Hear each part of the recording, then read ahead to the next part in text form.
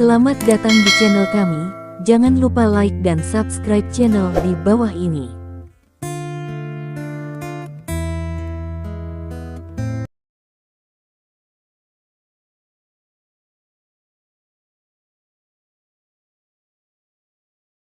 Bab 746.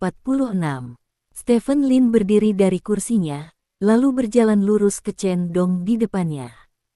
Chen Dong memandang Stephen Lin dengan gugup, dan kemudian ke Zhao Zengnan di belakang Stephen Lin, merasa sedikit bingung. Fan, presiden yang mendominasi yang baru saja bertemu dengan Min Ninger, telah menghilang, digantikan oleh kegugupan dan ketakutan.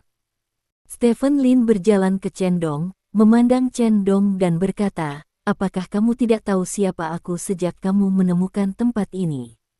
"Kamu? Siapa kamu?" Chen Dong tergagap dan bertanya. Bukannya dia tidak pernah berpikir untuk memeriksa identitas Stephen Lin, tetapi mengingat Stephen Lin hanya orang yang mengendarai sepeda bersama, dia merasa tidak perlu menyelidiki Stephen Lin. Sepeda bersama? Bagaimana dengan sepeda? Namun, saat ini jelas bahwa identitas Stephen Lin jauh lebih tinggi dari yang dia pikirkan, jadi hatinya segera bangkit. Jika tidak, dengan identitasnya sebagai tuan muda ketiga dari keluarga Chen, dia tidak akan begitu tak tertahankan. "Saya tidak tahu siapa saya, jadi izinkan saya memperkenalkan orang-orang ini kepada Anda." Stephen Lin sepertinya menikmati perasaan menganiaya pihak lain, jadi dia tidak terburu-buru untuk memperkenalkan identitasnya, tetapi memperkenalkan orang-orang tersebut. Di sebelah dia, yang ini Wu Yuhuo, Direktur Departemen Dukungan Logistik Klan Naga. Stephen Lin menunjuk ke arah Wu Yuhuo dan berkata. Wu Yuhuo tidak memiliki ekspresi di wajahnya, dia hanya duduk di sana dan menatap Chen Dong. Departemen Pendukung Logistik, direktur lain dari Divisi Kerahasiaan kelima. Chen Dong merasa jantungnya akan melompat keluar. Ada dua direktur dari kantor rahasia kelima di satu kamar pribadi. Keberuntungan macam apa yang dia lakukan. Ini Direktur Zhou Kai dari Departemen Intelijen. Stephen Lin menunjuk Zhou Kai lagi. Chen Dong menatap Zhou Kai tanpa berkata-kata. Pria ini dari Departemen Intelijen, jadi tidak heran dia bisa langsung dikenali. Ini Direktur Jiang Ming dari Departemen Propaganda. Stephen Lin menunjuk ke arah Jiang Ming. Direktur lain. Ada 4 direktur dari Divisi Rahasia kelima, jadi yang terakhir juga direktur dari Divisi Rahasia kelima. Teriak Chen Dong dalam hatinya, dan menatap Li Shaobing. Ini Li Shaobing, kepala divisi pertama. Stephen Lin menunjuk ke arah Li Shaobing. Betulkah? Chen Dong tidak merasa dikonfirmasi oleh orang lain. Dia merasa bahwa dia benar-benar tidak membaca almanak ketika dia keluar hari ini. Siapa yang mengira bahwa ruang pribadi sekecil itu akan menyembunyikan 5 direktur dari departemen kelima yang rahasia? Akhirnya, izinkan saya memperkenalkan diri lagi. Saya adalah Direktur Departemen Hubungan Masyarakat Klan Naga, Dewa Perang Termuda, Miliarder Termuda, Anggota Termuda Illuminati, dan juga murid tiran di medan perang. Di luar wilayah. Stephen Lin berkata sedikit tanpa basa-basi memperkenalkan namanya. Sialan, memperkenalkan kami hanya satu kalimat, memperkenalkan dirimu terlalu banyak, kamu tidak bisa terlalu sehat. Zhou Kai melirik Stephen Lin dengan marah, dan berkata pada dirinya sendiri dalam hati. Serangkaian judul seperti itu benar-benar membuat Chen Dong kewalahan. Dia tidak pernah menyangka pria yang mengendarai sepeda yang dia temui di gerbang Klan Naga sore ini akan memiliki identitas genit. Mengeluarkan salah satu dari identitas ini sudah cukup untuk menjadikan pria ini pahlawan. Bahkan di tempat seperti ibu kota kekaisaran, di mana Crouching Tiger Hidden Dragon, identitas ini cukup luar biasa, belum lagi semuanya terkonsentrasi pada satu orang. Lin tua, Chen Dong masih muda dan cuek. Tolonglah aku dan jangan sepengetahuannya. Melihat Stephen Lin mengancam Chen Dong, Zhao Zengnan mau tidak mau membujuknya. Sepertinya kamu memiliki hubungan yang baik. Stephen Lin tersenyum dan memandang Taozi di samping Chen Dong. Taozi juga memegang pistol bius militer di tangannya, yang dia minta untuk diambil seseorang ketika dia muncul, untuk mengejutkan Stephen Lin dengan baik dan membantu saudaranya menonjol. Tunjukkan padaku ini. Stephen Lin menunjuk ke senjata bius di tangan Taozi. Ini. Taozi ragu-ragu, dan memandang Chen Dong, tetapi Chen Dong tidak memandangnya, karena takut Stephen Lin akan mengalihkan perhatiannya kembali padanya. Mengapa? Apakah kamu tidak memberikannya? Stephen Lin bertanya. Ya. Taozi mengangguk berulang kali, lalu menyerahkan pistol setrum kepada Stephen Lin.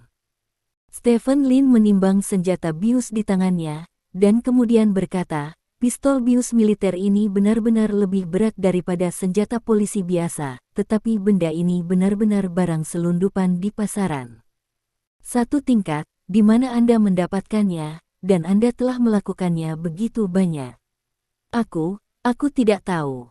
Taozi menggelengkan kepalanya. Apakah kamu tahu? Stephen Lin menatap Chen Dong. Aku tidak tahu, dia membawanya. Chen Dong menunjuk ke pria gemuk di sebelahnya. Pria gemuk itu tidak menyangka bahwa dia akan dijual secepat ini, tetapi mengingat dia berasal dari keluarga Chen, dia tidak dapat menyangkal tuan mudanya, jadi dia hanya bisa melihat Stephen Lin dengan senyum canggung dan berkata, sutradara ini, saya tidak peduli dengan hal-hal ini. Ini tiruan, imitasi. Stephen Lin tersenyum, membalikkan pistol setrum dan melirik posisi pantat pistol setrum, dan berkata, karena ini tiruan, mengapa ada kode usang seperti itu? Wajah pria gemuk itu membeku, dan dia berkata, saya tidak tahu tentang itu, saya juga menemukan seseorang untuk membelinya. Oh, Stephen Lin mengerang, dan melihat dengan serius kode yang hampir dihaluskan di gagang pistol. Zhao Zengnan, yang tidak jauh, memiliki ekspresi jelek yang tidak biasa di wajahnya, tetapi dia tidak banyak bicara. Oke, karena Lao Zhao sudah memohon untukmu, maka kamu bisa pergi. Stephen Lin melambaikan tangannya, dan mengatakan sesuatu yang membuat Chen Dong sangat bahagia hingga dia hampir menangis. Oke. Chen Dong mengangguk berulang kali, lalu melihat pistol bius di tangan Stephen Lin dan berkata, lalu senjata ini. Serahkan padaku sebagai hadiah. Stephen Lin tersenyum. Ini. Chen Dong menatap Zhao Zengnan lagi. Karena Direktur Lin menginginkannya, maka berikan padanya, kata Zhao Zengnan. Ya, kata Chen Dong, menoleh dan pergi, dan semua orang yang dibawanya meninggalkan kamar pribadi Stephen Lin bersamanya. Kamar pribadi tiba-tiba kembali ke tampilan sebelumnya. Anak muda saat ini terlalu mudah tersinggung, dan mereka akan menggunakan pisau dan senjata di setiap kesempatan. Stephen Lin menggelengkan kepalanya, kembali ke meja dengan pistol bius, dan meletakkannya di atas meja. Old Lin, kamu adalah dewa perang, apa gunanya benda ini? Tanya Wu Yuhuo. Simpan untuk bersenang-senang, kata Stephen Lin sambil tersenyum. Tunjukkan padaku. Wu Yuhuo bertanya. Oke. Stephen Lin menyerahkan senjata bius ke Wu Yuhuo. Wu Yuhuo mengambil pistol bius, melihatnya sebentar, dan berkata, ini adalah senjata bius militer lama. Sekarang tentara menggunakan senjata bius jenis baru, dan efeknya lebih baik. Jika Anda menginginkannya, Anda bisa pergi ke Lao Zhao untuk mendapatkannya. Lao Zhao ada dalam sistem ketentaraan, dan dia bisa mendapatkan senjata bius terbaru. Apakah itu Lao Zhao? Stephen Lin menatap Zhao Zengnan sambil tersenyum. Itu bisa dilakukan, jadi bagaimana, kamu memberiku model lama ini, dan aku akan membelikanmu yang baru. Kata Zhao Zengnan. Itu tidak perlu. Stephen Lin mengambil senjata bius dari tangan Wu Yuhuo, dan kemudian berkata, saya tidak berharap untuk menggunakan benda ini terhadap orang lain, simpan saja satu di tangan saya sebagai souvenir. Baiklah semuanya, mari kita minum dan berhenti mengkhawatirkan hal ini. Ya, minum, kata Wu Yuhuo. Semua orang mengambil gelas anggur mereka lagi dan bersulang lagi. Namun, Zhao Zengnan selalu merasa sedikit linglung, dan dia tidak tahu kenapa. Sementara itu, di luar hotel, Mungkinkah pria itu adalah Stephen Lin? Taozi tiba-tiba teringat sesuatu dan berkata dengan penuh semangat. Stephen Lin. Chen Dong terkejut sesaat, merasa bahwa nama itu terdengar familiar. Stephen Lin, cabang. Kali ini, dia juga berpartisipasi dalam kontes keluarga Lin di ibu kota kekaisaran. Tidak ada yang optimis tentang pria ini sebelumnya, karena keluarga Lin-nya ada di kota Haixia. Namun, orang ini menggunakan kemampuan pribadinya tiba-tiba membunuh keluarga Lin di banyak tempat, dan sekarang bersama keluarga Lin di kota Sengqi, dan mungkin bergabung dengan Lin Haitang di masa depan untuk memerintah keluarga Lin di ibu kota kekaisaran. Taozi menjelaskan, aku ingat, sepertinya aku mendengar para tetua di keluarga berbicara tentang orang ini, dan mereka juga mengatakan bahwa orang ini dapat mencapai prestasi seperti itu pada usia seperti itu, masa depan bukanlah masalah kecil. Chen Dong tiba-tiba menyadari. Lalu mengapa kamu menyinggung pria seperti itu, Tuan Muda Chen, kata Taozi tanpa berkata-kata. Bagaimana saya tahu bahwa orang yang begitu kuat mengendarai sepeda bersama untuk pulang kerja, dapatkah Anda memikirkannya? Chen Dong bertanya dengan marah. Itu benar, hei, inisial, kita tidak bisa memprovokasi orang nomor satu seperti itu. Taozi menggelengkan kepalanya dan berkata, ada satu hal yang membuat saya bertanya-tanya sekarang, mengapa dia meninggalkan senjata bius? Chen Dong bertanya dengan curiga. Tuan Muda, kamu harus segera kembali dan berbicara dengan Tuan tentang masalah ini, kata pria kekar di sebelahnya. Ceritakan tentang itu. Bukankah itu hanya senjata bius? Tanya Chen Dong. Tidak sesederhana itu, lebih baik kau membicarakannya, kata pria bertubuh kekar itu. Baik, Chen Dong mengangguk, mengambil ponselnya, berjalan ke samping, dan memanggil orang tuanya. Lebih dari 1 jam berlalu dalam sekejap mata. Stephen Lin dan yang lainnya minum banyak anggur, dan atas saran Li Xiaobing, perjamuan selesai. Semua orang turun bersama, dan sudah ada mobil yang menunggu di bawah. Semua orang masuk ke mobil mereka dan meninggalkan hotel. Di dalam mobil Zhao Zengnan. Begitu Zhao Zengnan masuk ke mobil, dia menerima telepon. Apa yang diperintahkan Lin Zi padanya untuk mengambil senjata bius? Tanya ujung telepon yang lain. Mungkin, dia ingin menggunakan ini sebagai alasan untuk mengancamku, kata Zhao Zengnan dengan enteng. Nomor di stun gun sudah kami hapus, bagaimana dia bisa tahu dari mana stun gun itu? Tanya ujung telepon yang lain. Nomor seri bukan satu-satunya tempat peralatan bisa ditemukan. Di dalam stun gun ada chip, dan chip itu juga bisa digunakan untuk mencari sumber stun gun. Namun, untuk memecahkan chip tersebut diperlukan peralatan khusus.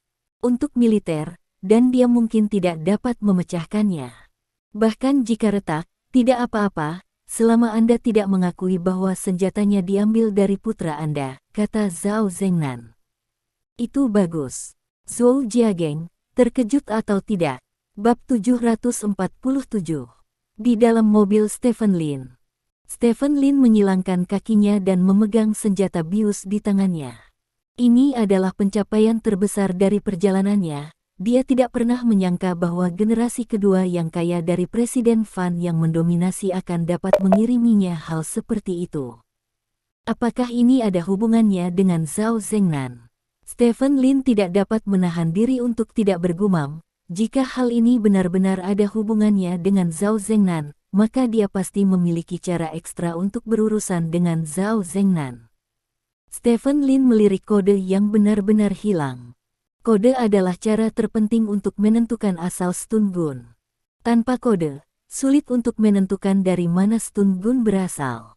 Anda harus membongkar stun gun dan memecahkannya. Chip hanya bisa diketahui, dan kesulitannya bukan 1 atau 2 poin.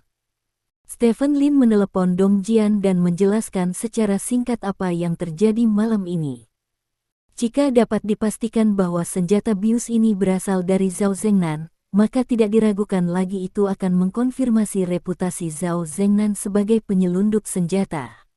Dong Jian segera merasakan poin kuncinya setelah mendengar kata-kata Stephen Lin. Apakah dia menjual persenjataan tidak ada hubungannya dengan saya, dan ini semua adalah persenjataan usang.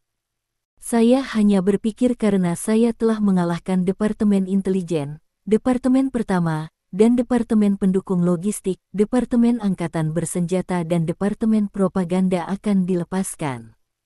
Ini agak tidak adil. Stephen Lin tertawa. Apakah kamu benar-benar berencana untuk menyelamatkan salah satu dari mereka? Tanya Dong Jian. Jika mereka menemukan kesempatan, mereka tidak akan membiarkan saya pergi. Ini seperti wawancara yang saya lakukan hari ini. Departemen Publisitas dengan jelas mengatakan bahwa itu adalah wawancara untuk saya. Nyatanya, terlalu banyak jebakan yang tersembunyi dalam kontennya. Wawancara. Jika Anda secara tidak sengaja masuk, kerugian yang terjadi pada saya mungkin lebih besar daripada jumlah departemen lain. Orang-orang ini semua adalah politisi tua. Di permukaan, mereka mengatakan ingin bergaul dengan Anda secara harmonis, tetapi di belakang adegan semua orang ingin satu sama lain mati, kata Stephen Lin.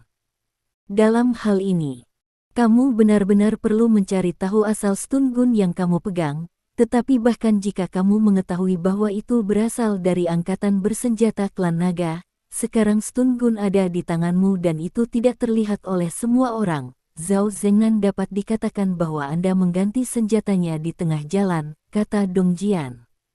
Tidak apa-apa, sidik jari Wu Yuhuo ada di senjata ini, kata Stephen Lin sambil tersenyum. Maka kamu harus melindungi sidik jarimu, kata Dong Jian. Saya mengerti. Nanti, Anda dapat mengatur seseorang untuk mengambil senjatanya, kata Stephen Lin. Yah, seseorang akan menemukanmu dalam 1 jam, kata Dong Jian. Oke. Ngomong-ngomong, bagaimana kabar pria tua bernama Jiayun itu? Stephen Lin bertanya. Sudah pergi. Orang yang kami atur untuk menatapnya menghilang tak lama setelah dia meninggalkan perusahaan. Saya menyelidiki pengawasan di banyak tempat, tetapi saya tidak menemukannya. Saya akan meneleponnya setelah Anda kembali, kata Dong Jian. Dia benar-benar orang tua yang menarik. Saya akan kembali besok. Mari kita lakukan dulu, kata Stephen Lin, dan menutup telepon. Sementara itu, tempat lain. Wu Yuhuo dan Zhou Kai, yang sudah berpisah di hotel, tiba-tiba bertemu lagi saat ini. Keduanya berbaring berdampingan di 2 meja pijat, dan 2 teknisi sedang menekan punggung mereka. Kamu bilang Lin Zi memerintahkannya untuk mengambil senjata bius itu, apa sebenarnya yang dia inginkan? Zhou Kai bertanya dengan mata terpejam. Setiap kali Zhao Zengnan mendapatkan peralatan baru dari pabrik militer, dia akan meminta Departemen Dukungan Logistik kami untuk pergi ke pabrik militer sesegera mungkin, tetapi dia tidak memberi kami peralatan yang dihilangkan, tetapi mengatakan untuk menanganinya dengan saya curiga dia mereka menjual sebagian kepada orang lain secara pribadi, kata Wu Yuhuo. Ini adalah hal yang besar, tapi hal yang kecil, kata Zhou Kai. Wu Yuhuo bersenandung, tetapi tidak banyak bicara. Tampaknya Stephen Lin akan mengetuk 5 tempat rahasia satu persatu, kata Zhou Kai. Jika Anda ingin orang binasa, pertama-tama Anda harus membuat mereka gila. Biarkan Stephen Lin menjadi gila dulu. Saya tidak tahu apakah dia bisa keluar dari dunia rahasia keputusasaan hidup-hidup, kata Wu Yuhuo. Itu benar. Zhou Kai tersenyum, menutup matanya dan tidak mengatakan apa-apa lagi. 1 jam kemudian, Stephen Lin, yang sudah kembali ke hotel, bertemu dengan orang yang dikirim oleh Dong Jian. Patriark, pihak lain menyapa Stephen Lin dengan hormat, lalu membuka sebuah kotak di tangannya. Letakkan saja senjata bius di sini, kata pihak lain. Stephen Lin mengangguk, memasukkan pistol bius ke dalam kotak, lalu pihak lain berbalik dan pergi. Keesokan harinya, Stephen Lin naik pesawat ke kota Haixia. Pesawat mendarat mulus di bandara kota Haixia setelah terbang di udara selama beberapa jam. Begitu Stephen Lin keluar dari bandara dengan kopernya, dia melihat seorang wanita berpakaian panjang bergegas ke arahnya. Stephen Lin tahu siapa yang akan datang, jadi dia melepaskan koper di tangannya dan merentangkan tangannya ke depan. Siswa Xiao Lin. Suara Gu Feiyan mencapai telinga Stephen Lin, dan kemudian, tubuh yang lembut dan harum jatuh ke pelukan Stephen Lin. Stephen Lin memeluknya, merasakan suhu tubuh wanita di pelukannya. Stephen Lin tidak bisa menahan senyum lembut di wajahnya. Merindukanku. Gu Feiyan merangkul leher Stephen Lin, menatap Stephen Lin dengan mata menyentuh dan bertanya. Pikirkan. Stephen Lin mengangguk. Gu Feiyan menunjukkan senyum cerah, dan kemudian mencium Stephen Lin secara langsung, sama sekali tidak memedulikan tatapan dari sekelilingnya.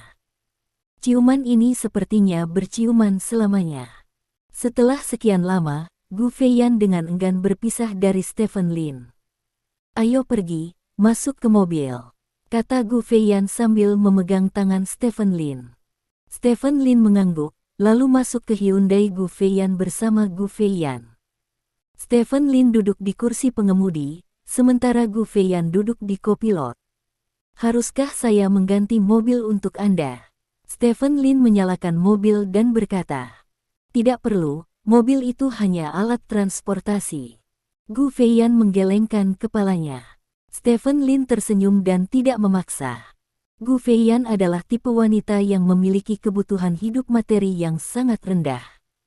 Dia tidak tertarik pada barang mewah, dan hal yang sama berlaku untuk jam tangan dan mobil mewah. Dia tidak ingin mengubah Gu Feiyan, jadi dia tidak akan memberikan Gu Feiyan yang membeli barang-barang ini. Tentu saja, selama Gu Feiyan mau, dia bisa membelikannya barang mewah termahal di dunia. Mobil meninggalkan bandara dan menuju pusat kota. Awalnya, Dong Jian ingin mengatur seseorang untuk datang menjemputnya, tetapi Gu Feiyan mengatakan dia akan datang, jadi Stephen Lin tidak meminta Dong Jian untuk mengatur seseorang. Namun tujuan Stephen Lin tetaplah perusahaan, karena hari ini dia ingin bertemu dengan ahli duniawi bernama Jiayun itu. Keduanya mengobrol sepanjang jalan, dan perjalanan lebih dari 20 menit sepertinya selesai dalam sekejap mata. Stephen Lin memarkir mobilnya di garasi bawah tanah. Kamu naik, aku tidak akan naik, kata Gu Feiyan. Ikutlah denganku, kata Stephen Lin. Tidak begitu bagus.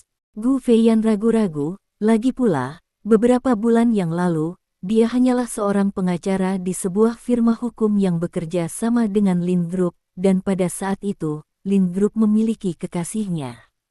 Sekarang nyonya rumah pergi, jika dia naik dengan Stephen Lin, itu akan memberi orang perasaan merpati menempati sarang burung murai. Namun, dia juga ingin pergi dengan Stephen Lin, lagi pula, ini adalah pengakuan identitas yang paling langsung. Tidak ada yang salah dengan itu, kata Stephen Lin, dan menarik Gu Feiyan keluar dari mobil tanpa sadar, lalu meraih tangan Gu Feiyan dan berjalan menuju lift. Bos Lin, bos, saya bertemu dengan beberapa orang dari grup Lin di jalan, dan semua orang menyapa Stephen Lin setelah melihat Stephen Lin. Stephen Lin juga tersenyum dan mengangguk kepada orang-orang ini. Gu Feiyan sedikit gugup, takut orang lain akan memandangnya dengan aneh, tetapi pada akhirnya dia menemukan bahwa kekhawatirannya tidak perlu, karena tidak ada yang memandangnya dengan aneh. Aku tidak akan pergi ke kantormu lagi, aku akan pergi ke Departemen Hukum untuk mengobrol dengan mantan temanku. Gu Feiyan menekan tombol di lantai 12 lift dan berkata kepada Stephen Lin. Tidak apa-apa, Stephen Lin mengangguk. Lift berhenti di lantai 12, Gu Feiyan keluar dari lift, sementara Stephen Lin terus naik. Setelah beberapa lama tidak datang ke bagian hukum, Gu Feiyan merasa bahwa bagian hukum masih sama seperti saat dia pergi. Sekelompok orang sedang duduk di bilik masing-masing, sibuk menyiapkan berbagai kontrak untuk perusahaan.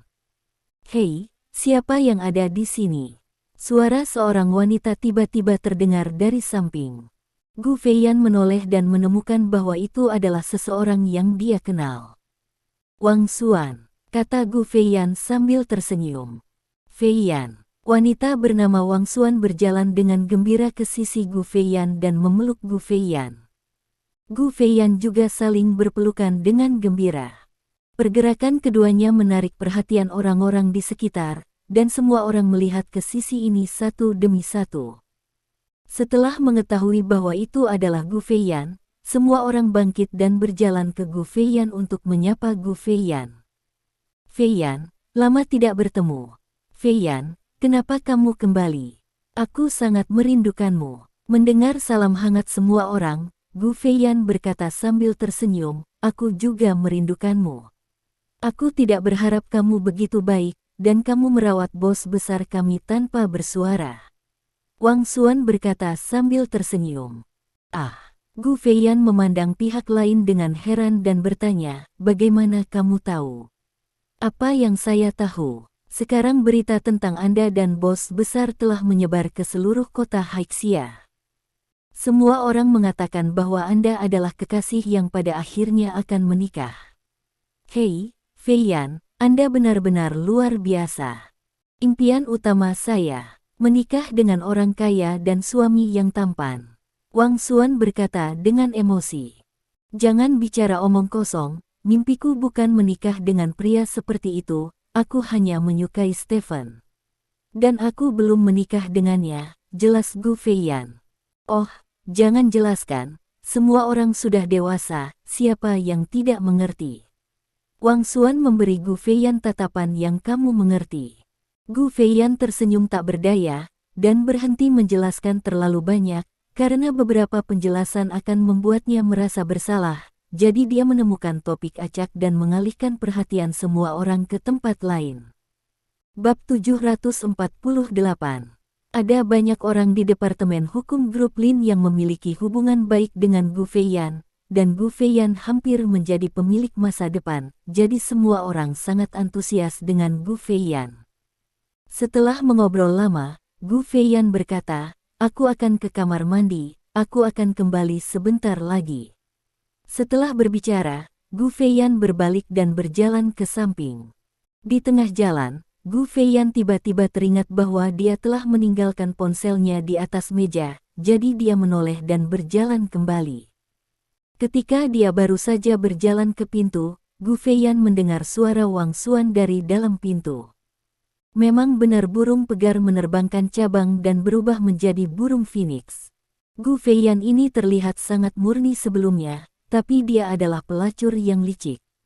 Perusahaan tidak banyak datang, tetapi bos besar dibawa pergi. Mengatakan bahwa keduanya adalah teman sekelas sebelumnya, jadi Gu Feiyan tidak diizinkan masuk ke perusahaan kami karena bos besar mengatur untuk masuk, sehingga nyaman bagi mereka berdua untuk bersenang-senang. Suara akrab lainnya terdengar, itu hanya mengobrol dengan Gu Feiyan salah satu orang terpanas. Tes, bukankah itu catatan kelas atas dari pihak ketiga? Bukankah itu akun kelas atas dari pihak ketiga?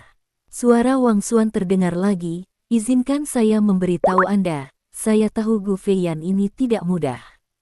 Mengapa mantan pemilik menceraikan bosnya? Itu karena keterlibatan Gu Feiyan. Sayang sekali pemilik sebelumnya tidak cukup baik untuk melakukan goblin kecil seperti Gu Feiyan, tapi itu normal untuk dipikirkan itu siapa yang membuat Gu Feiyan menjadi seperti kita itu adalah seorang pengacara, dan mereka yang melawan pengacara tidak memiliki tujuan yang baik, hihi. Jadi dia tidak akan mendengarnya.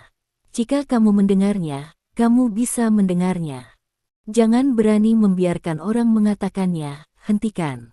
Di depan pintu, wajah Gu Feiyan sedikit jelek, dia sangat ingin masuk dan merobek kemunafikan orang-orang yang memiliki satu hal di permukaan tetapi satu hal di belakang yang lain, tetapi pada akhirnya dia menyerah pada rencana ini, dia menarik napas dalam-dalam, dan kemudian berjalan ke pintu sambil tersenyum.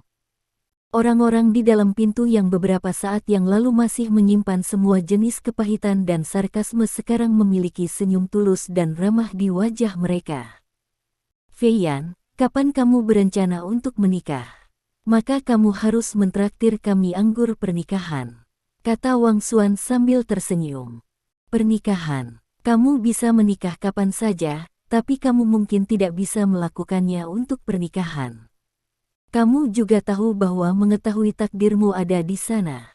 Bahkan jika kamu mengundang tamu, kamu harus mengundang pemimpin dari semua lapisan masyarakat. Anda tidak dapat mengundang semua orang, kata Gu Feiyan sambil tersenyum. Kata-kata Gu Feiyan membuat wajah Wang Xuan sedikit membeku.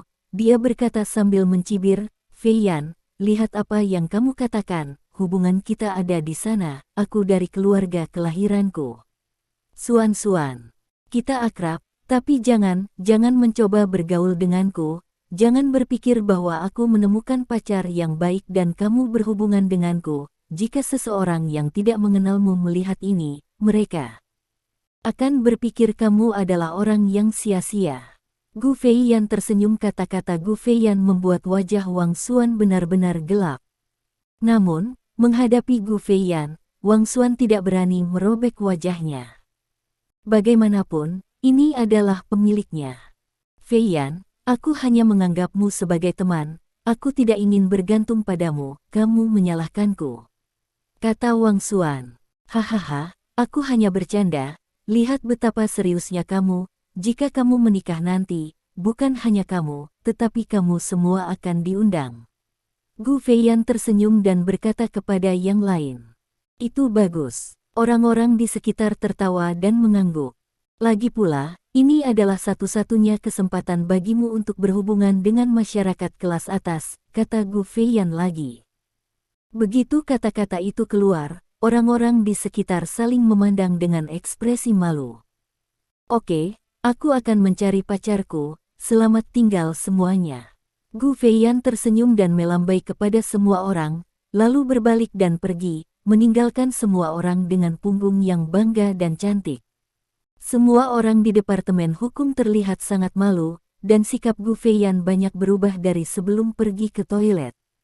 Pasti Gu Feiyan mendengar apa yang mereka katakan barusan. Biarkan kamu berbicara buruk tentang orang-orang di belakang mereka. Seseorang memelototi Wang Xuan. Bukankah semua yang aku katakan benar? Kata Wang Xuan dengan canggung. Saat ini, manajer Departemen Personalia masuk dari pintu. Manajer Zhao, kamu di sini. Semua orang menyapa manajer ketika mereka melihat manajer itu. Mereka yang membaca nama mereka di bawah, kemasi barang-barang Anda dan tinggalkan grup Lin. Anda akan dipecat, kata manajer Departemen Personalia. Apa? Semua orang menunjukkan ekspresi terkejut. Wang Xuan, Li Zibin. Manajer Departemen Personalia menyebutkan nama satu persatu, dan nama ini mencakup hampir setengah dari anggota Departemen Hukum. Semua orang di Departemen Hukum terkejut, karena orang-orang yang disebutkan oleh Departemen Sumber Daya Manusia adalah orang-orang yang berbicara buruk tentang Gu Feiyan di belakang mereka barusan. Tuan Wang meminta saya untuk memberitahu Anda sesuatu. Di grup Lin, tidak ada yang bisa lepas dari pandangan bos besar. Manajer Departemen Personalia mengatakan ini dengan wajah gelap, lalu berbalik dan pergi. Wajah Wang Xuan dan orang lain yang namanya diucapkan sangat pucat. Mereka tidak pernah menyangka bahwa kendali Stephen Lin atas seluruh perusahaan telah mencapai tingkat seperti itu. Saat ini, Gu Feiyan tidak tahu apa yang terjadi. Meskipun dia meninggalkan Departemen Hukum sambil tersenyum, suasana hatinya sedang tidak baik karena hal yang paling dia khawatirkan terjadi. Dia dan Stephen Lin bersama karena cinta, dan dia tidak menghancurkan hubungan antara Stephen Lin dan Yao Jing. Tetapi orang-orang di dunia ini tidak akan pernah kekurangan imajinasi, terutama ketika identitas Stephen Lin telah mencapai tingkat tertentu. Lebih bersedia menggunakan imajinasi mereka yang tidak terbatas. Dan kata-kata di Departemen Hukum itu adalah manifestasi paling langsung dari imajinasi orang. Gu Feiyan selalu berpikir bahwa dia tidak akan takut dengan gosip, tetapi ketika desas-desus itu benar-benar muncul, dia tahu bahwa dia masih sangat terpengaruh, jadi dia dengan sengaja mempermalukan Wang Xuan dan urusan hukum dengan bersikap superior barusan. Orang-orang itu. Tapi jadi apa? Ada begitu banyak gosip di satu departemen hukum, tapi bagaimana dengan tempat lain? Gu Feiyan tidak dapat membayangkan bagaimana orang lain akan membicarakannya di belakang. Mungkin, di mata orang luar, dia adalah tipikal wanita simpanan. Gu Feiyan menghela nafas, masuk ke lift, dan baru saja berencana pergi ke tempat parkir dan pergi dari sini. Saat ini, ponsel Gu Feiyan bergetar. Gu Feiyan mengeluarkan ponselnya dan melihatnya, dan menemukan bahwa itu adalah pesan dari Stephen Lin, dan isi pesannya sangat sederhana. Datanglah ke kantorku, dan aku akan mengajakmu makan makanan enak nanti. Melihat berita ini, tangan Gu Feiyan yang hendak menekan tombol -2 tiba-tiba berhenti, lalu Gu Feiyan meletakkan jarinya di tombol ditekan tombolnya di lantai paling atas. Pintu lift tertutup, lift naik dengan cepat, dan segera sampai di lantai paling atas. Saat pintu lift di lantai atas terbuka, Gu Feiyan melihat Stephen Lin berdiri di depan pintu untuk pertama kalinya. "Kurasa pasti kamu yang datang," kata Stephen Lin sambil tersenyum. Gu Feiyan tidak tahu kenapa, tapi merasa hidungnya sakit, dia langsung pergi ke Stephen Lin dan memeluk Stephen Lin. "Beberapa orang yang berbicara buruk tentang Anda barusan, saya telah memecat mereka, dan saya juga membiarkan Ren Xuesong dan Wang Hai keluar, berbicara hitam dan putih. Siapa yang berani berbicara tentang Anda di belakang Anda, dan berbicara buruk tentang Anda? Potong saja lidah mereka dan berikan kepada anjing-anjing itu." Stephen Lin berkata dengan lembut. "Ini melanggar hukum, kamu tidak bisa melakukan ini," kata Gu Feiyan dengan lembut. "Aku hanya mengatakan itu, jangan menganggapnya serius, aku tidak akan melakukan apapun yang melanggar hukum," kata Stephen Lin. Aku sangat tersentuh." Gu Feiyan mengerutkan hidungnya dan berkata, "Kamu wanita benar-benar aneh. Kamu jelas sangat tersentuh, tetapi kamu bersikeras menolakku melakukan ini untukmu," kata Stephen Lin. "Saya tergerak karena emosi, tetapi saya menolak karena hukum," kata Gu Feiyan. Ya, pengacaraku." Stephen Lin tersenyum dan merangkul bahu Gu Feiyan dan berjalan menuju kantornya. "Apakah kamu tidak sibuk? Apakah kamu sudah selesai?" tanya Gu Feiyan. "Tidak, orang itu masih dalam perjalanan, itu bukan masalah besar, kamu bisa menunggu di samping," kata Stephen Lin. "Lupakan saja, aku turun untuk membeli secangkir Starbucks, dan kebetulan aku sedikit haus, jangan khawatirkan aku, suasana hatiku jauh lebih baik sekarang," kata Gu Feiyan. "Benarkah?" Stephen Lin bertanya. "Tentu saja itu benar, tapi kamu harus mengajakku makan makanan enak nanti. Kalau tidak, aku tidak akan membiarkanmu menyentuhku di malam hari." Gu Feiyan mengepalkan tinjunya dan berkata. "Pasti," Stephen Lin berkata dengan serius. Gu Feiyan tersenyum angkuh, lalu berbalik dan pergi. Melihat bagian belakang Gu Feiyan pergi, Stephen Lin akhirnya menghela nafas lega. Dia benar-benar khawatir Gu Feiyan akan terpengaruh oleh ucapan para idiot itu. "Wang Hai, aku ingin orang-orang itu tidak punya tempat di kota Haixia." Stephen Lin mengambil ponselnya dan menelepon Wang Hai. "Dimengerti, saya akan menyapa firma hukum dan perusahaan besar," kata Wang Hai dengan serius. Stephen Lin meletakkan teleponnya dengan mencibir, dan orang yang berani berbicara buruk tentang wanitanya di belakang punggungnya tidak sesederhana dipecat. Patriark, Jiayun sudah tiba di lantai bawah. Dong Jian keluar dari kamar di sebelahnya dan berkata dengan suara berat. "Yah, bawa dia ke kantorku nanti," kata Stephen Lin, lalu berbalik dan berjalan ke kantornya. Dong Jian berjalan ke pintu masuk lift dan menunggu dengan sabar. Beberapa menit kemudian, pintu lift terbuka. Pria tua bernama Jiayun keluar dari pintu. "Tuan," sapa Dong Jian sambil tersenyum. "Di mana Stephen Lin?" tanya Jiayun. "Patriark ada di kantor, tolong ikuti saya," kata Dong Jian, memimpin Jiayun ke kantor Stephen Lin. Di kantor Stephen Lin, Stephen Lin sedang melihat ponselnya ketika Dong Jian membuka pintu dan masuk. "Patriark, Tuan Jiayun ada di sini," kata Dong Jian. Stephen Lin melihat ke arah pintu. Jiayun mengikuti Dong Jian ke kantor. Stephen Lin memandang Jiayun dan menemukan bahwa orang ini mirip dengan deskripsi Dong Jian. Jiayun juga langsung menatap Stephen Lin, tetapi setelah melihat Stephen Lin, Jia Yun menunjukkan ekspresi terkejut di wajahnya. "Mengapa kamu memiliki tulang komandan di tubuhmu?" kata Jia Yun. Kalimat ini mengejutkan Stephen Lin dan Dong Jian. Bab 749. Kerangka Komandan. Ini adalah pertama kalinya Stephen Lin mendengar istilah ini, tetapi Stephen Lin segera menghubungkan istilah ini dengan kerangka mekanik di tubuhnya. Ini sepertinya semacam intuisi, yaitu tulang komandan yang disebutkan oleh Jia Yun adalah kerangka mekanis di tubuhnya.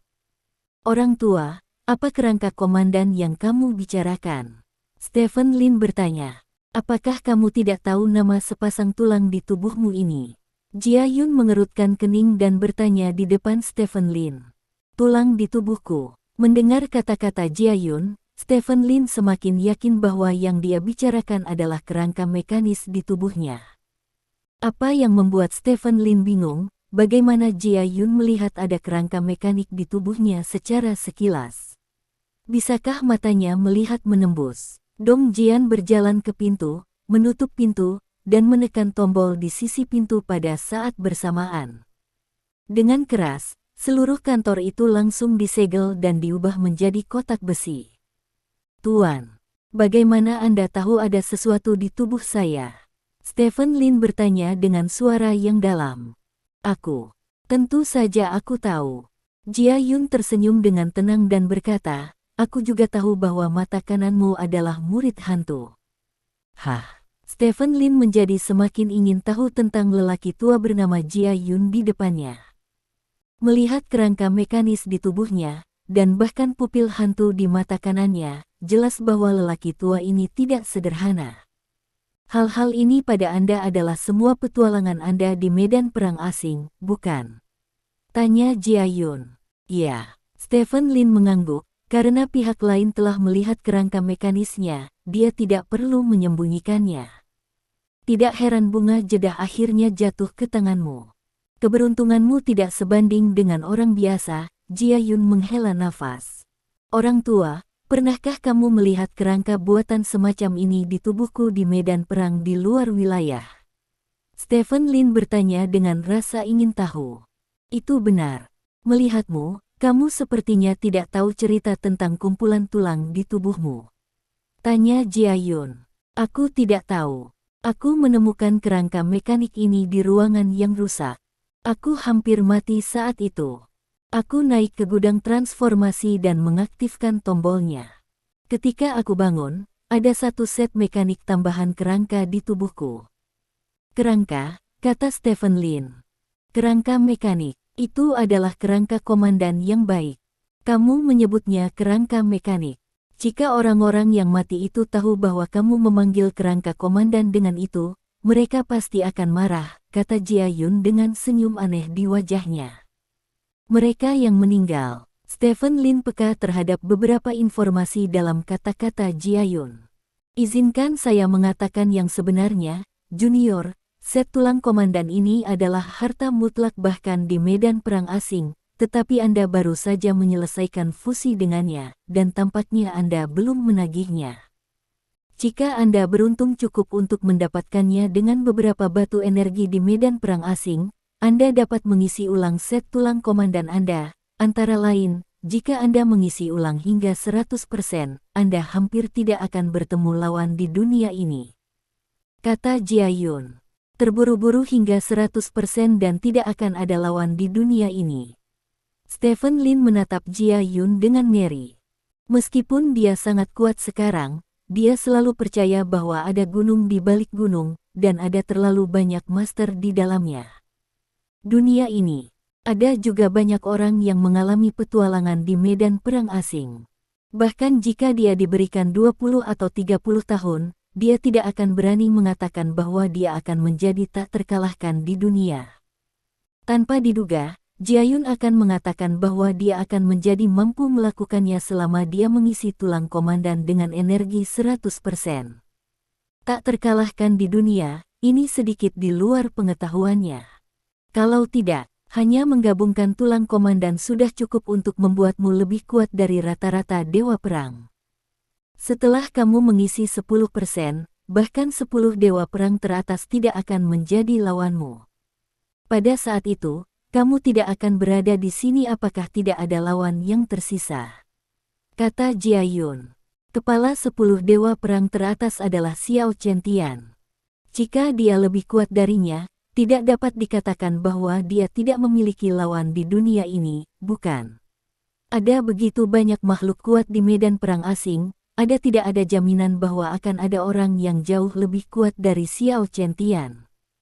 Kata Stephen Lin. Di luar medan perang bukan milik dunia ini. Jia Yun menggelengkan kepalanya. Apa? Stephen Lin menatapnya dengan ngeri.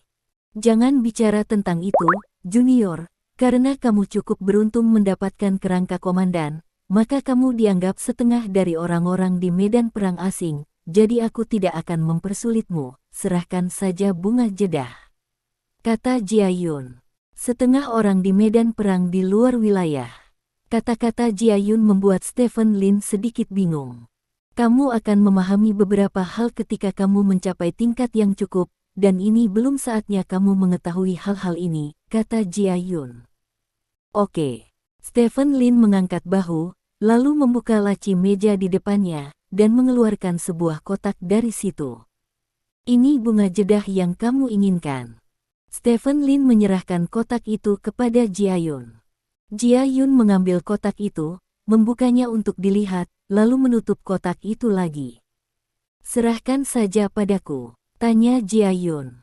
Kalau tidak, ini milikmu. Jika kamu tidak datang untuk mengambilnya, maka aku tidak masalah mengambilnya.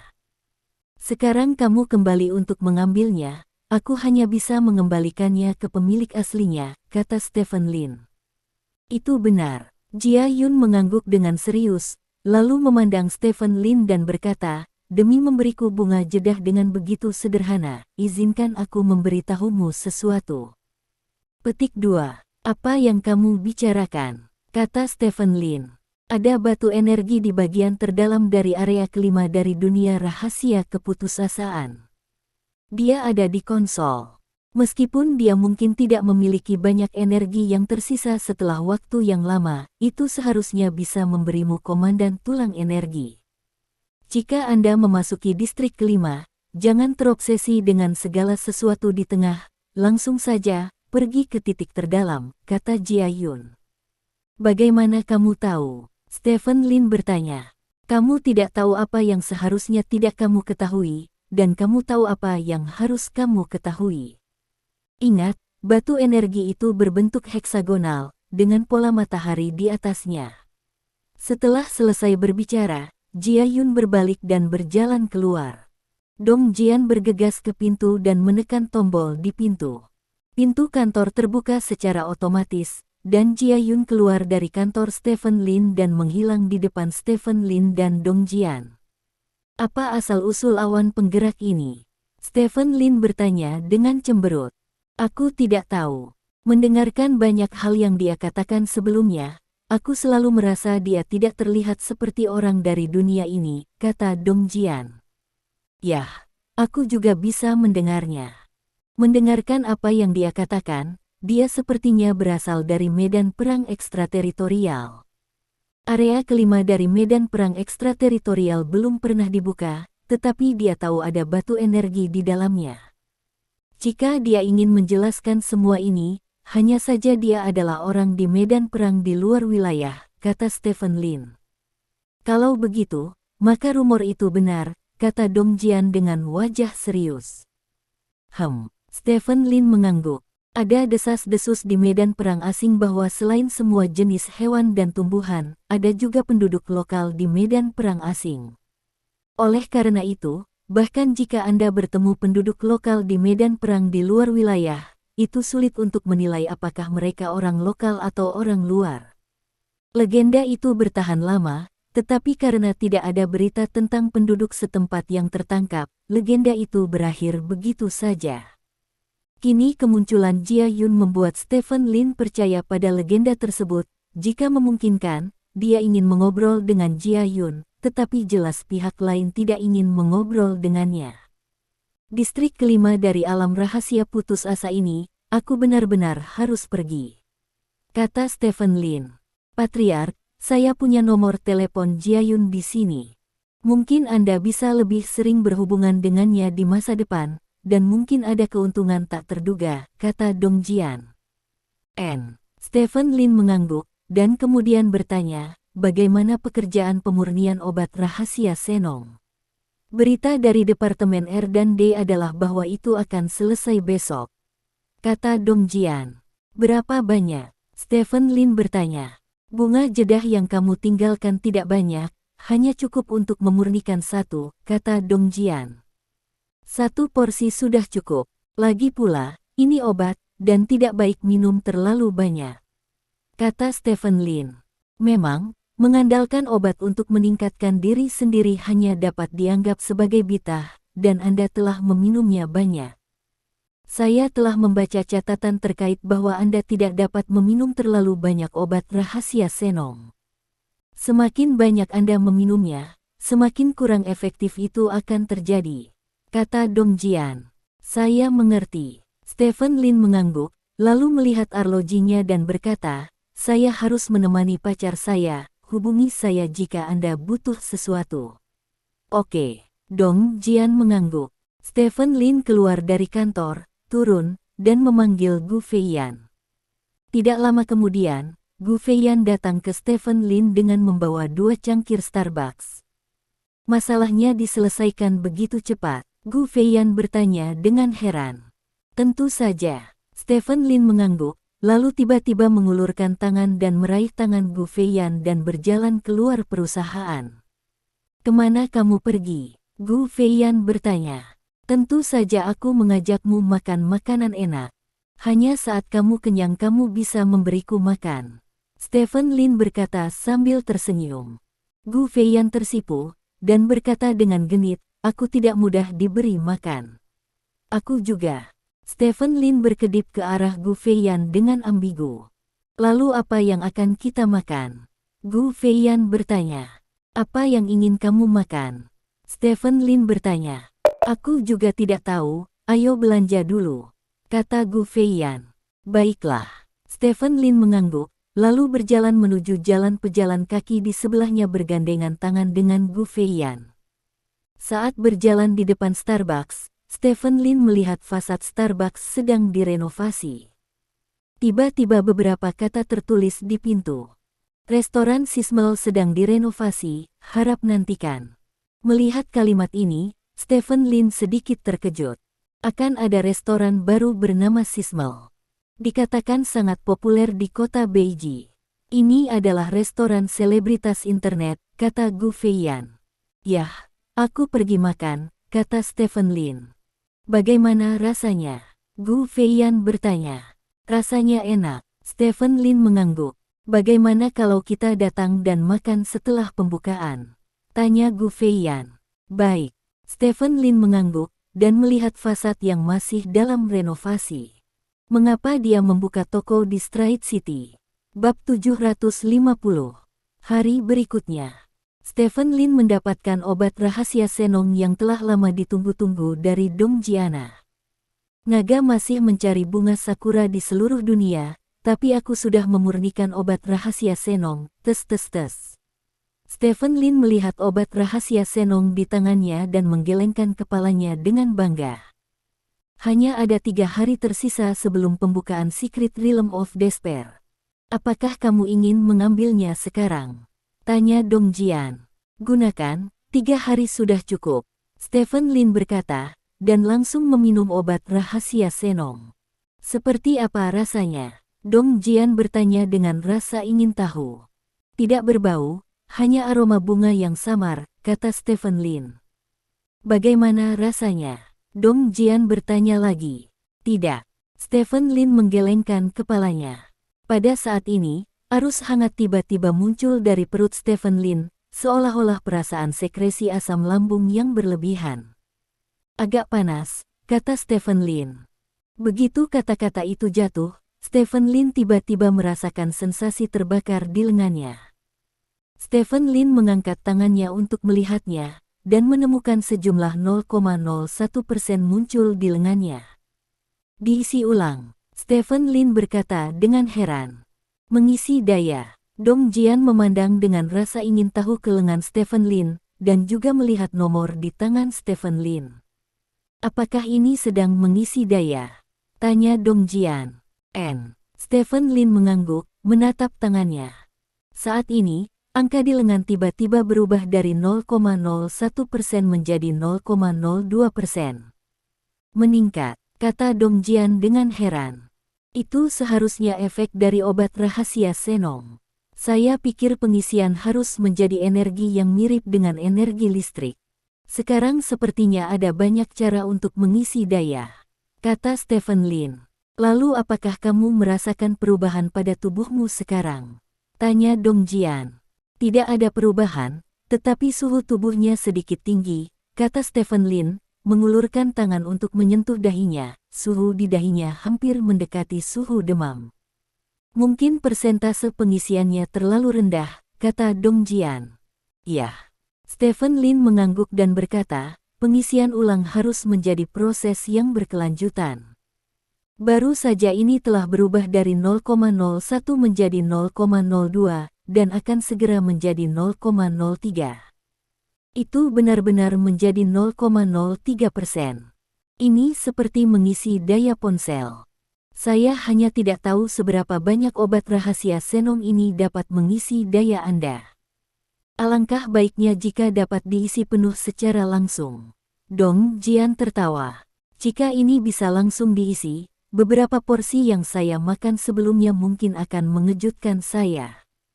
Saya pikir itu akan sangat kuat jika bisa mencapai 1%, kata Stephen Lin. Jika sebagian dari obat rahasia Senong dapat diisi hingga 1%, apakah itu akan penuh dengan 100% obat rahasia Senong? Tanya Dong Jian. Ini tidak realistis, dan tidak mungkin. Kami telah mengotak-atik obat rahasia Senong begitu lama sebelum kami dapat memproduksi satu salinan. Sekarang kami tidak memiliki bunga jedah.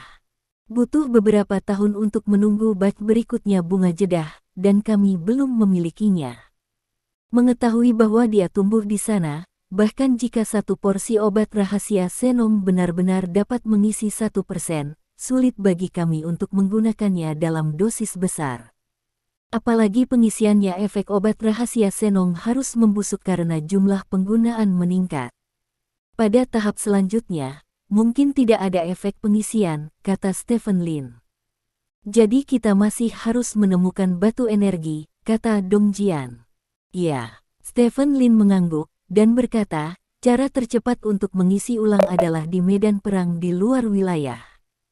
Aku akan mendapatkan batu energi apapun yang terjadi dalam perjalanan ke dunia rahasia keputusasaan ini.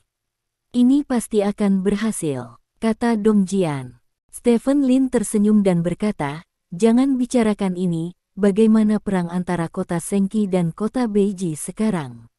Keduanya telah menginvestasikan ratusan miliar modal di pasar. Pada saat yang sama, pembunuhan anggota utama kedua keluarga juga telah dimulai. 3 orang tewas di kota Sengqi dan 2 di kota Beiji. Dia adalah orang penting anggota keluarga, karena pertarungan antara kedua keluarga terlalu terlibat. Pasar saham klan naga saat ini turun, dan pemegang saham menderita banyak kerugian. Pemerintah tidak boleh duduk diam dan menonton pasar saham terus berlanjut kemerosotan, dan mungkin akan campur tangan. Dilihat dari situasi saat ini pertarungan antara kota Sengqi dan kota Beiji kali ini bisa dibilang sebagai pertempuran terbesar dalam beberapa pertempuran terakhir keluarga Lin di ibu kota kekaisaran. Perlu dicatat bahwa Liu Ruyan telah berhasil bertempur di kota Sengqi. Dengan pijakan di sungai dan danau, situasi keluarga Lin di kota Sengqi sekarang agak rapuh. Dong Jian secara singkat memberitahu Stephen Lin tentang perang antara kedua Lin keluarga. Lin Haitang menahan diri, kata Stephen Lin. Ya, kurasa dia berniat menunggu kita untuk menghancurkan Lin Chairong, dan kemudian bergandengan tangan dengan kita untuk berperang melawan keluarga Lin di kota Beiji, kata Dong Jian. Bagaimana perang kita dengan Lin Chairong? Stephen Lin bertanya. Saat ini dalam keadaan sangat panas. Tentu saja, karena Lin Chairong diam-diam berlindung dalam hubungan kita, apa yang disebut keadaan intens saat ini hanyalah palsu, tetapi untuk mendapatkan kepercayaan dari Lin Haitang, kita masih membayar harga tertentu. Diharapkan pertempuran akan berlanjut selama sekitar 1 bulan. Lin Haitang menunggu hasil kami, dan pihak kami telah kelelahan. Sampai Lin Haitang tidak tahan, dia secara alami tidak akan memegang tangannya, kata Dong Jian. Ingat salah satu prinsip kita, jangan berpartisipasi dalam medan perang utama. Tunggu Lin Haitang membunuh Lin Mo, atau tunggu Lin Mo membunuh Lin Haitang, maka inilah saatnya kita bergerak, kata Stephen Lin. Mengerti, Dong Jian mengangguk. Mungkin, setelah saya keluar dari dunia rahasia keputusasaan, kedua keluarga mungkin memiliki hasil, kata Stephen Lin dengan mata menyipit. Tidak peduli apa hasil dari kedua keluarga, hasil akhirnya tidak akan berubah. Kamu hanya bisa bertanggung jawab atas keluarga Lin, kata Dong Jian. Stephen Lin tersenyum dan tidak berkata apa-apa lagi. Beberapa hari berlalu dalam sekejap mata. Kemajuan pengisian daya di tangan Stephen Lin akhirnya berhenti di 0,98%. Sepotong obat rahasia Senong memungkinkan tulang komandan mengisi hampir 1% energinya. Meski kurang dari 1%, Stephen Lin jelas merasa bahwa semua fungsi tubuhnya sedikit meningkat. Stephen Lin cukup puas dengan peningkatan kecil ini. Pada saat yang sama, Stephen Lin sangat ingin tahu tentang ruang peningkatan 99,02% di belakang. Ratusan biaya, lalu dia. Bukankah dia benar-benar menjadi manusia super? Pada hari ini, hari ketika dunia rahasia keputusasaan yang sangat dinanti-nantikan terbuka telah tiba. Pendekar pedang itu datang ke kota Haixia sesuai dengan kesepakatan sebelumnya. Setelah beberapa hari, Stephen Lin melihat pendekar pedang itu lagi.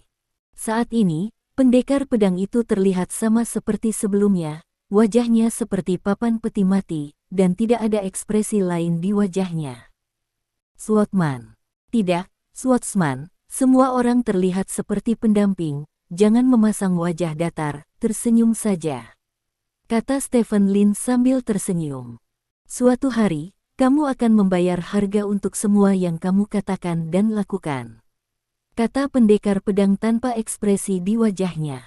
Benarkah? Kalau begitu aku menantikan hari itu, kata Stephen Lin. Pendekar pedang itu mendengus dingin dan tidak banyak bicara. Keduanya tiba di titik awal kabut dengan pesawat bersama di Stride City, dan kemudian mereka berganti perahu ke pos terdepan medan perang luar. Dalam perjalanan ke pos terdepan, Stephen Lin melihat banyak mayat. Kali ini alam rahasia keputusasaan dibuka, dan banyak orang dari dunia luar berbondong-bondong ke medan perang ekstrateritorial, ingin menjelajahi alam rahasia keputusasaan. Ikuti orang-orang di jalan dan dapatkan banyak uang. Stephen Lin dan pendekar pedang Tao juga bertemu dengan orang-orang yang tidak membuka mata di jalan. Stephen Lin tidak melakukan satu gerakan pun, dan orang-orang ini dengan mudah dipenggal oleh pendekar pedang Tao. Pendekar pedang bertemu dewa dan membunuh dewa sepanjang jalan, bertemu Buddha dan membunuh Buddha, dan akhirnya sampai di pos terdepan. Di pos terdepan, keduanya langsung memasuki hutan yang penuh bahaya, menuju alam rahasia keputusasaan secepat mungkin. Secret Realm of Despair terletak di bagian barat tengah Outlander Battlefield, bersebelahan dengan Lake of Despair. Dan Danau Keputusasaan berada tepat di wilayah Tiran. Danau Keputusasaan adalah keberadaan yang sangat ajaib. Danau itu tidak besar, tetapi kedalamannya tidak diketahui. Alasan mengapa disebut Danau Keputusasaan terutama karena suhu danau mendekati nol. Selama orang memasukinya, mereka akan segera membeku menjadi es, sehingga dinamai Danau Keputusasaan. Meskipun suhu danau rendah, masih banyak makhluk langka di danau. Konon setiap tahun bawahan Tiran akan memancing banyak dari mereka dan menjualnya di luar, dan mereka dapat menjualnya dengan banyak uang. Tahun. The Secret Realm of Despair memiliki nama Secret Realm of Despair karena dekat dengan Lake of Despair. Ranah rahasia sangat besar, dan 90% terkubur di bawah tanah. Sesekali, pintu masuk dan keluar dunia rahasia yang terbuka akan terbuka secara otomatis, menyambut semua orang yang ingin memasuki dunia rahasia untuk mencoba peruntungan. Saat ini, sudah jam 12 siang. Saat matahari dalam kondisi terbaiknya. Banyak orang berjuang di tepi danau keputusasaan. Setiap kali dunia rahasia dibuka, hanya sejumlah orang yang bisa masuk, jadi di pintu masuk dunia rahasia, pertempuran sengit akan meletus sebelum setiap pembukaan. Hanya ada satu tujuan bertarung, yaitu melenyapkan orang sebanyak mungkin, untuk memastikan Anda bisa mendapat kesempatan memasuki dunia rahasia. Pertempuran sengit tersebar di beberapa pintu masuk ke Secret Realm of Despair, di antaranya pintu masuk ke area pertama adalah yang terburuk, karena kebanyakan orang berkumpul di sini. Risiko Secret Realm of Despair meningkat area demi area. Area pertama memiliki keamanan tertinggi, lalu area kedua dan area ketiga. Oleh karena itu, target kebanyakan orang terkonsentrasi di area pertama dan kedua, dan banyak orang menghabiskan uang untuk disewa para penjaga mengantarnya ke dua area ini, dan beberapa orang ingin mengandalkan kekuatan mereka sendiri untuk menjelajah di dua area ini. Karena jumlah orang yang banyak dan jumlah penjaga yang banyak, pembunuhan di dua area ini paling banyak. Setelah mencapai area ketiga, pembunuhan akan lebih sedikit karena area ketiga pada dasarnya adalah tim yang terdiri dari orang-orang yang kuat, dan di sana sangat sedikit orang seperti itu dalam kasus orang biasa menyewa penjaga, untuk menghindari pertempuran berdarah, setiap orang jarang berkelahi satu sama lain, tetapi tidak sepenuhnya absen, lagi pula, jumlah orang yang memasuki dunia rahasia terbatas. Di pintu masuk area keempat, pada dasarnya tidak ada pembunuhan, karena mereka yang memenuhi syarat untuk menjelajahi area keempat semuanya berada di atas level Martial King. Tidak banyak orang, dan pada dasarnya semua orang bisa memasuki area keempat, jadi ada tidak perlu membunuh. Sedangkan untuk distrik kelima, penduduknya lebih sedikit lagi, sejauh ini hanya 4 orang. Namun, meskipun hanya ada 4 orang, bobot keempat orang ini melebihi semua orang di distrik lain, karena keempat orang ini semuanya adalah pembangkit tenaga tingkat dewa perang. Terima kasih. Sampai jumpa di bab selanjutnya.